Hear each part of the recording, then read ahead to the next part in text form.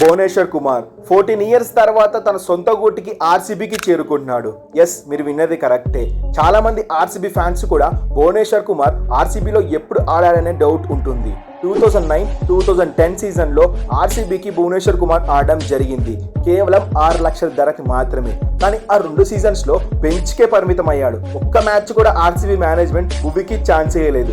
ఆ తర్వాత 2011 సీజన్లో పూణే వారియర్స్కి 3 సీజన్స్ వరకు ఆడాడు. 2014 నుంచి 2024 వరకు SRH లో కూడా ఆడడం జరిగింది. అండ్ ఇప్పుడు 2025 మెగా ఆప్షన్లో ఆర్సీబీ జట్టు భువనేశ్వర్ కుమార్ని 10,75,00,000 బిడ్ చేసి భువనేశ్వర్ కుమార్ను ఆర్సీబీ దక్కించుకుంది. సో ఇదైతే ఆర్సీబీ నుంచి ఒక గుడ్ మూవ్ అని చెప్పుకోవాలి. ఎంతో మంది సిరాజ్ను వదిలేశారు అని అన్నారు, కానీ భువిని తీసుకోవడం కూడా మంచి అడ్వాంటేజ్ అని చెప్పుకోవాలి. భువనేశ్వర్ కుమార్తో పాటు హెజిల్వుడ్ కాంబినేషన్ అయితే పవర్ ప్లేలో మోస్ట్ ఎఫెక్టివ్ గా ఉండబోతుంది. భువి స్వింగ్, హెజిల్వుడ్ కన్సిస్టెన్సీ బౌన్సర్లతో ప్రత్యర్థులకు చెమటలు పట్టవచ్చు. అండ్ అలాగే డెత్ ఓవర్స్ లో కూడా వీళ్ళిద్దరూ ఇంపాక్ట్ చేసే బౌలర్లు. First 4 overs, last 4 overs RCB team bowling లో ఎప్పుడు దెబ్బతీసేవి ఇవే. కానీ ఈ సీజన్ లో ఈ ఫస్ట్ 4 ఓవర్స్, లాస్ట్ 4 ఓవర్స్ చాలా స్ట్రాంగ్ బౌలర్ ని పిక్ చేసుకుందనే చెప్పుకోవాలి. And RCB first day option లో మంచి ప్లేయర్లను పిక్ చేయకపోయినా సెకండ్ సీజన్ లో మంచి ప్లేయర్లను పిక్ చేసింది అని చెప్పుకోవాలి.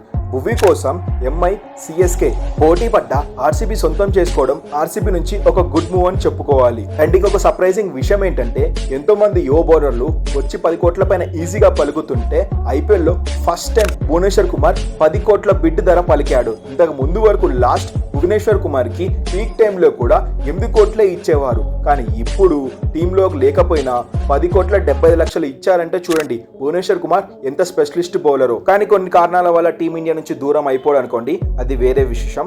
అండ్ మొత్తంగా భువనేశ్వర్ కుమార్ ఐపీఎల్లో 87 మ్యాచ్లు ఆడాడు. అందులో 90 వికెట్స్ అయితే తీశాడు.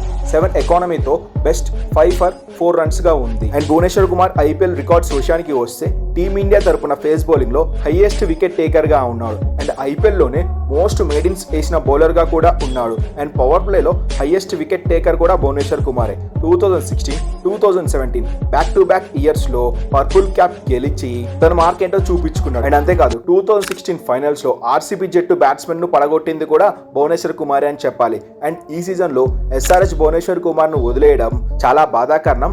అండ్ SRH బౌలింగ్ డిపార్ట్మెంట్ ను కొంచెం వీక్ చేసే అవకాశాలు అయితే కనిపిస్తున్నాయి. కానీ ఆర్సీబీ ఫ్యాన్స్ అయితే భువి మా టీంలోకి వచ్చాడని పండగ చేసుకుంటున్నారు. సో భువనేశ్వర్ కుమార్ ఆర్సీబీ జట్టులో ఇంపాక్ట్ చూపిస్తాడా అయితే మరి కింద కామెంట్ చేసి చెప్పండి. అండ్ ఈ వీడియో మీకు నచ్చినట్లయితే ఒక లైక్ చేయండి. ఇలాంటి ఇంట్రెస్టింగ్ ఐపీఎల్ అప్డేట్స్ కోసం మన క్రికెట్ రిలీజన్ ఛానల్ ను ఫాలో అవడం మాత్రం మర్చిపోకండి.